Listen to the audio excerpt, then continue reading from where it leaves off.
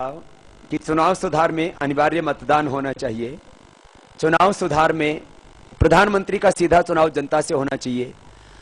State funding election होना चाहिए। जिस दिन ये काम शुरू हो गए ना, उस दिन चुनाव में भ्रष्टाचार खत्म हो जाएगा। अभी प्रधानमंत्री देश के लिए कम, पार्टी के लिए ज्यादा जिम्मेदार होता है। तो ये जो डेमोक्रेटिक पॉलिटिकल सिस्टम है, इसमें एक बड़ा परिवर्तन ये होना चाहिए। और जिस दिन सब लोग, अभी कोई भी सरकार को 10-11% लोगों का वोट मिल जाता है, 90% लोग उस पार्टी को चाहते ही नहीं, फिर भी वो राज करते हैं हम पर।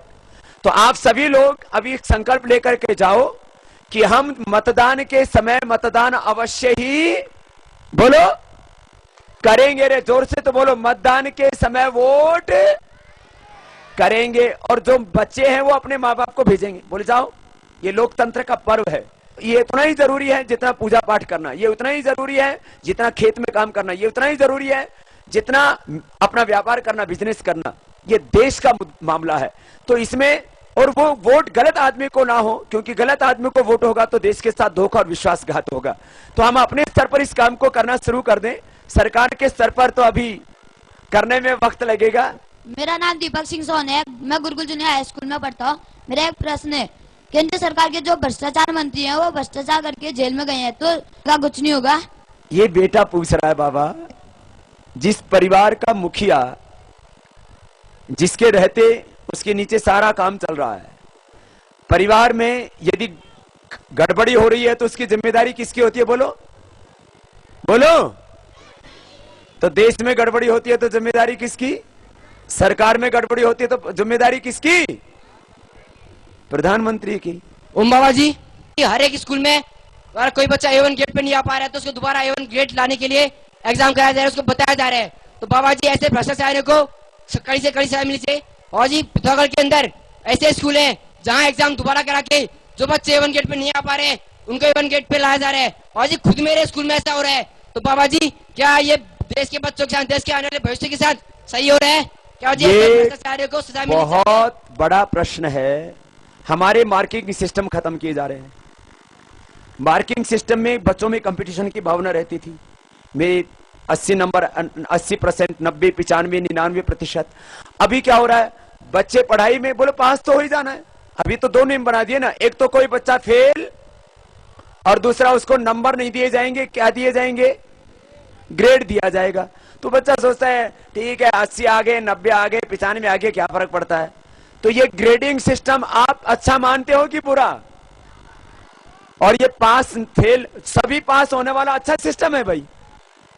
फिर इसमें बच्चे पढ़ाई कहां करेंगे? फिर तो कोई बीड़ी पिएगा, कोई सिगरेट पिएगा, कोई दारू पी के पढ़ा रहेगा, कोई कार्टून देखेगा, कोई पिक्चर देखेगा, कोई सोता रहेगा। जिस किसान के खेत में अब फसल खड़ी हो और बोले इसका फसल काटो या ना काटो, बोआ ना बो, इतने पैसे मिलेंगे, वो मेहनत करेगा खेत में? बोलो। तो ये कौन सी व्यवस्था है? ये ऐसे गलत मानसिकता देश में पैदा की जा रही है। शिक्षा का सत्यानाश हो जाएगा। इसलिए पूरे देश के बच्चों को भी इसका विरोध करना चाहिए। मेरे सामने कई बार ये प्रश्न आया है और हम इस मुद्दे को भी आगे जरूर उठाएंगे, नहीं तो भारत की शिक्षा व्यवस्था का सत्यानाश करके लोग रख देंगे। प्रणाम बाबा जी। खुश। मैं प्रकाश जोशी, पिथौरागढ़ से। आज इतिहास ने अपने आप को फिर से दोहराया है। इतिहास एक उस समय था, सदियों पहले, जब घनानंद जैसे लोग आतताई हुआ करते थे और एक चाणक्य जैसे गुरु निकला करते थे। आज भी वही टाइम है, घनानंद ही घनानंद सारी ओर हैं और एक चाणक्य यहाँ पे निकले हुए हैं। तो लगता है कि पूरी दुनिया का उद्धार होगा, अपने देश से शुरुआत होगी। बाबा जी, चंद्रगुप्त कब सामने ला रहे हैं? तो मैं तो आप सबको अपना चंद्रगुप्त मानता हूं। उस समय जो शासन व्यवस्था थी उसमें एक चंद्रगुप्त से काम चल गया था। अब तो हर घर में चंद्रगुप्तों को पैदा होना पड़ेगा। और जब मैं एक सन्यासी होकर के अपने वतन के लिए अपना सर्वस्व दांव पर लगा करके रात दिन मेहनत कर रहा हूं, तो मैं चाहता हूं हर घर में चंद्रगुप्त पैदा हो और इस भ्रष्ट व्यवस्था को उखाड़ने के लिए हमारा साथ दे। हम साथ देंगे, जरूर देंगे, सारी जनता साथ देगी। बोलिए बाबा रामदेव जी की जय। मैं एक प्रश्न पूछता हूं आपसे, मैं क्यों लगा हूं इस काम में? बोलो तो क्या ये देश मेरा ही है? बोलो। ये देश हम, तो सबको इस काम में आना पड़ेगा। अरविंद ने क्या कहा, जरा सुनना। पहला पागलपन यह है, मेरा दृढ़ विश्वास है कि भगवान ने जो गुण, जो प्रतिभा, जो उच्च शिक्षा, विद्या, जो धन दिया है, उस पर भगवान का अधिकार है। और जो कुछ परिवार के भरण पोषण में लगता है, उसे जो नितांत आवश्यक है, उसी को अपने लिए खर्च करने का हमें अधिकार है। उसके बाद जो भी बाकी रहता है उसे भगवान के लिए लौटा देना चाहिए, समाज के लिए लौटा देना चाहिए। दूसरा, वो कहते हैं कि मुझे उस भागवत सत्ता का इसी जन्म में अनुभव करना है। और तीसरी बात जो कहते हैं वो जरा गौर से सुनो। तीसरा पागलपन है कि अन्य लोग जो स्वदेश को, अपनी मातृभूमि को एक जड़ पदार्थ, कुछ मैदान, खेत, पर्वत, वन, नदियां भर समझते हैं। मैं स्वदेश को मां मानता हूं। क्या लिखते हैं? मैं स्वदेश को, जोर से बोलो तो, मैं स्वदेश को उसकी भक्ति करता हूं, पूजा करता हूं। और अगली बात लिखते हैं, मां की छाती पर बैठकर, उस समय अंग्रेज कर रहा था, भारत माता की छाती पर प्रहार कर रहा था, वार कर रहा था, महाभारती को बेइज्जत कर रहा था। और वो आज हमारे ही वतन के कुछ भ्रष्ट और बेईमान गद्दार लोग कर रहे हैं। वही आज परिस्थिति है जो श्री अरविंद के सामने थी। मां की छाती पर बैठकर यदि कोई राक्षस रक्तपान करने के लिए उद्यत हो तो भला लड़का क्या करता है? कोई हमारी मां की छाती पर बैठ करके मां का खून पीने लगेगा तो तुम क्या करोगे? बोलो। उस राक्षस को छोड़ोगे? तो श्री अरविंद कहते हैं, ऐसी अवस्था में जब मां के सीने पर प्रहार हो रहे हो, वार हो रहे हो, कहीं नक्सलवाद, कहीं माओवाद, कहीं आतंकवाद, गरीबी, भूख, अभाव, वो कहते हैं किस दुर्दिन से, इस दुर्दिन में समस्त देश मेरे द्वार पर आश्रित है। उस समय 30 करोड़ लोग थे, 30 कोटि भाई बहन इस देश में, उनमें से बहुतेरे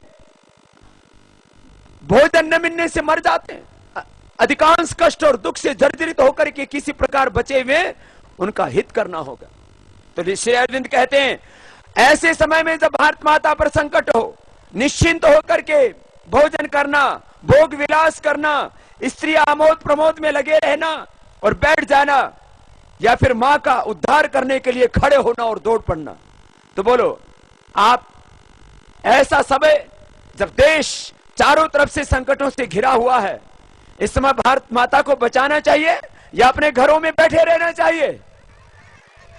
तो ये आज वक्त आ गया है ऐसा कुछ करने का। तो आपके मनों में भी बहुत कुछ करने का जज्बा है, और यही जज्बा हम पूरे हिंदुस्तान में रोज जगा रहे। बोलो बेटा। बाबा जी को नमस्कार। बाबा जी, मैं ये पूछना चाहती हूँ कि जैसे कलमाड़ी जैसे बड़े बड़े लोग रातों रात घोटाले कर देते हैं और सरकार को उनके बारे में कुछ पता ही नहीं चलता, और अगर पता भी चलता है तो वो उसके लिए कदम क्यों नहीं उठाती है? बेटा, उनको जेल में तो डाल दिया, लेकिन आप ये बताओ, अब ए राजा भी जेल में है, ठीक है, कलमाड़ी भी जेल में है। ए राजा कितना बड़ा घोटाला करके गया है, 1,76,000। अब 1-2 साल इनको जेल में भी रहना हो तो क्या है, पैसे तो लाखों करोड़ आ गए। तो ऐसे लोगों से इंतजाम ये होना चाहिए, इनको या तो आजीवन कारावास और मृत्युदंड की सजा, और जितना लूटा है उसकी वसूली होनी चाहिए। क्या नाम बेटा? बाबा जी ओम। ओम बेटा। बाबा जी, मेरा नाम निधि पांडे है, मैं मल्लिकार्जुन स्कूल की छात्रा हूँ और मैं आपके सामने एक प्रश्न रखना चाहती हूँ। बोलो बेटा। बाबा जी, भ्रष्टाचार के जिम्मेदार केवल राजनेता ही हैं या हम सब भारतवासी भी हैं? 2 तरह का भ्रष्टाचार है। एक तो बड़े स्तर का बेटा, जैसे सारे नेचुरल रिसोर्सेज इन्हीं के कंट्रोल में, सारा टैक्स का पैसा लाखों करोड़ रुपए इन्हीं के पास आता है, सारे कोई भी आपको एनओसी लेनी है सब गवर्नमेंट ऑफिसर्स के पास है। तो इस देश में 99% जो करप्शन करते हैं वो या तो बड़े राजनेता होते हैं, या तो बड़े अधिकारी होते हैं, या बड़े व्यापारी होते हैं जो सरकार के साथ सांठगांठ करते हैं। आम आदमी जो है वो छोटे छोटे अनैतिक काम करता है, तो वह नैतिक आचरण में गिरावट है। तो हमारी 2 समस्याएं हैं, एक भ्रष्ट आचरण और दूसरा भ्रष्टाचार। क्या है बोलो? एक भ्रष्ट आचरण, एक दूसरा भ्रष्टाचार। भ्रष्ट आचरण अपने को खुद ठीक करना पड़ेगा। अब जैसे हम दारू पीते हैं, उससे भी तो अपना नुकसान होता है ना, ये सरकार थोड़ी करेगी इस काम को। तो भ्रष्ट आचरण खुद ठीक करना है, और भ्रष्टाचार जो बड़े लेवल पर है वहां से ठीक कराना है। और हमें कुछ चीजों में धैर्य भी रखना चाहिए। हमारा काम जल्दी हो जाए इसलिए रिश्वत हम भी देते हैं, तो रिश्वत देना भी गुनाह है। तो हमें कई तरफ से इस भारत को सुधारना पड़ेगा बेटा। बहुत बहुत आशीर्वाद बेटा। बाबा जी श्री कृष्णा श्री कृष्णा। जय श्री कृष्ण बेटा। बाबा जी आपसे मेरे दो क्वेश्चन है। पहला क्वेश्चन, आपकी जो ये स्वाभिमान यात्रा है आपको किस दिशा तक सार्थक सिद्ध होती दिखाई दे रही है? और दूसरा ये कि आपने फर्स्ट में जब एक प्रार्थना गाई थी, वह शक्ति हमें तो दया नहीं दे, तो बाबा जी जो हमारी पुस्तकें हैं जो हम पहले से पढ़ते आ रहे थे, उनके पीछे हमारी पूर्वजों की, ऋषि मुनियों की कविताएं, उनकी आरतियां लिखी जाती थी, लेकिन अब वो हट चुकी हैं वहां से। वहां अब हीरो हीरोइन, फिल्म स्टार, इनकी फोटो में लगाई जा रही है। बाबा जी मेरा आपसे यह निवेदन है कि इनके पीछे अगर जो हमारी पुरानी संस्कृति की आरतियां, कविताएं और प्रार्थनाएं थी वह लगाई जाएं तो कैसा रहेगा? क्या वहां से भी मनुष्य कुछ सीख पाएगा? और बाबा जी मेरी ये आपसे ये प्रार्थना है कि हम पहले जो हमारे बुजुर्ग थे वह एक कविता प्रार्थना क्या करते थे, हे प्रभु आनंद दाता ज्ञान हमको दीजिए, शीघ्र सारे दुर्गुणों से दूर हमको कीजिए। बाबा जी एक बार बेटे के लिए जोरदार तालियां। और जो प्रश्न है उसके बारे में मैं, एक तो भारत स्वाभिमान यात्रा, देखो अपनी यात्रा के दो पक्ष हैं। एक इस देश की चारित्रिक वैचारिक दुर्बलता को दूर करना, दो समस्या, एक आध्यात्मिक चारित्रिक वैचारिक दरिद्रता और दूसरा आर्थिक दरिद्रता। तो सुबह सुबह हम योग सिखाते हैं, लोगों को जगाते हैं, उनके आचरण में परिवर्तन लाते हैं, उनकी आदतों में परिवर्तन लाते हैं, उनके भीतर वैचारिक जागरण करते हैं। इसलिए हमारी यात्रा तो 100% सफल है, क्योंकि हमारा व्यक्ति निर्माण का काम बहुत बड़ा है। जिस दिन भारत का जन जन चरित्रवान हो जाएगा, ऋषियों जैसा उसका आचरण हो जाएगा, उस दिन भारत दुनिया का सर्वोच्च देश बन जाएगा। एक काम हमारा ही है। दूसरा काम लोगों को जागरूक करना, वो जागरण का काम भी पूरा चल रहा है।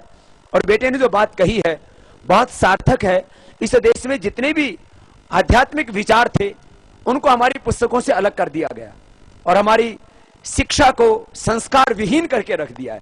इसलिए भारतीय भाषाओं में उच्च मूल्यों और आदर्शों के साथ, संस्कारों के साथ शिक्षा लानी ही पड़ेगी। 25 साल तक बच्चे हमारे स्कूल, कॉलेज, यूनिवर्सिटियों में पढ़ते हैं और उनको संस्कार कोड़ी के नहीं दिए जाते, कैसे देश बचेगा? इसलिए यदि भारत में बड़ा परिवर्तन लाना है तो शिक्षा में सुधार करना ही पड़ेगा और उसके लिए एक बड़ी जागृति अभी देश में चल रही है। ये भी काम आगे जरूर होगा। बहुत बहुत आशीर्वाद। बाबा जी आपके चरणों में मेरा सत नमन। क्या नाम बेटा आपका? वैभव खनका। जी, मैं स्टैफर्ड पब्लिक स्कूल में कक्षा 5 में पढ़ता हूँ। मैं आपके सामने एक प्रश्न रखना चाहता हूँ। जी बेटा। चीन हमारे देश के पीछे पड़ा हुआ है, तो सरकार उसके पीछे कोई कदम क्यों नहीं उठा रही है? वैभव के लिए एक पहली बार तो जोरदार तालियां बजाइए। देखो आपको एक बात कहना चाहता हूं, जैसे वैभव ने प्रश्न पूछा है ना, विदेशों में बच्चों को विदेश नीति के बारे में बताया जाता है, विदेश व्यापार के बारे में बताया जाता है, दुनिया के बारे में समझाया जाता है। हमारे घरों में ऐसा वातावरण बन गया है, हमारे देश में ऐसा वातावरण बन गया है, हम अपने से और अपने देश से बाहर सोच ही नहीं पाते हैं। ये सोचना पड़ेगा हमको, हमारी विदेश नीति क्या है, पड़ोसी क्या कहां है और हम कहां खड़े हैं। तो वैभव बेटे ने जो प्रश्न किया है कि चीन रोज हमारे खिलाफ साजिशें करता है। चीन ने अपनी सीमा पर अरुणाचल से लेकर के और पाकिस्तान तक 4 लाइन की सड़क बना दी है। हमारी सीमाओं में घुस घुस करके रोज जो है चीन के नारे लिख करके चला जाता है। मैं इसलिए इस बातों को कहना चाहता हूं, ऐसी बातों को हमें प्रोत्साहन देना है कि हमें कूप मंडूक नहीं रहना, कि अपने घर के बारे में सोचें, अपने ही गांव के बारे में सोचें, अपने ही बिजनेस परिवार के बारे में सोचें, हमें देश के बारे में सोचना पड़ेगा। मेरा आपको नमस्कार जी। मैं एक क्वेश्चन पूछना चाहता हूं कि जो माओवादियों को पकड़ा जाता है तो उनको जेल में बिरयानी क्यों खिलाई जाती है? आतंकवादियों को, माओवादी तो अपने देश के हैं बेटा, ये आतंकवादियों को है ना। ये बेटा पूछ रहा है, क्या नाम है आपका? जी मोहित पांडे। मोहित कि बाबा